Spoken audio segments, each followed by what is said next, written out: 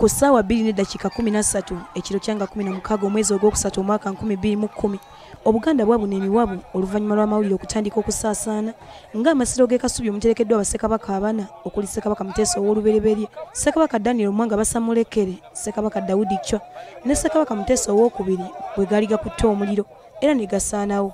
Ennyumba enkulu Muzibwazaalampanga yasaanawo era kino kyaleetera Abaganda okukulukusa amaziga.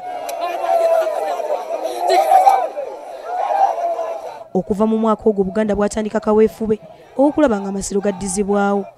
Mu mwaka gwa 2013 Katikkiro Mayiga yakulemberamu kaweefube okuzzaawo amasiro era bbugwe yeebulunguludde amasiro agawerako yiika 64 n'azimbibwa. Kyokka olw'okugoberera obuwangwa ennono n'obulombolombo bw'okuzzaawo Muzibwazaalampanga omulimu guno gukyatambula.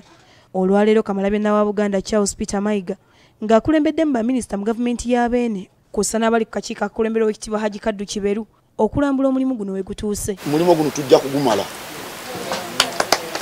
Katikkiro wano wasinzidde n'agumya Obuganda bwonna ng'omulimu gw'okuzzaawo amasiro g'e Kasubi wegutambula obulungi era omwaka 2019 we gunaggweerako ng'akamwenyumwenyu kabajjudde.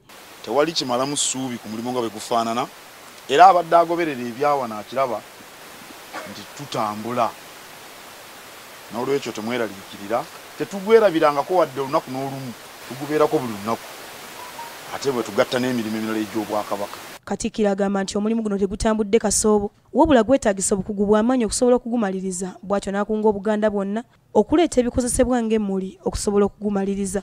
Bulijjo tubaye tubagamba nti Muzibwazaalampanga si nsiisira. Abazimba ensiisira bayinza okwanguyiriza naye eno emisoso mingi n'obukugu obwetaagisa bw'amaanyi. Kaakati wano ekifaananyi kirabika engeri y'omulyango guno bwe gunaafaanana tibannaba kumaliriza, ebyokukola bikyaliwo naye ndowooza ekifaananyi kitandise okuvaayo era ne mu maaso wali wajja kufaananamu katono nga wano. Yeebazizaawo bonna abali ku mulimu guno okuli akakiiko akazimbi, abakuuma ekibuga, abazaana n'abantu abalala olw'okukola obutaweera okulaba ng'omulimu gw'okuzzaawo amasiro gutambula.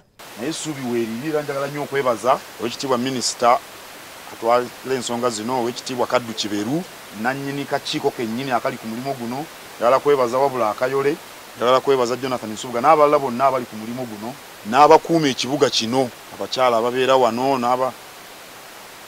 n'abasiiga abalala bonna abalabiridde ekifo kino mu mbeera eno enzibu gye tumazeemu akabanga.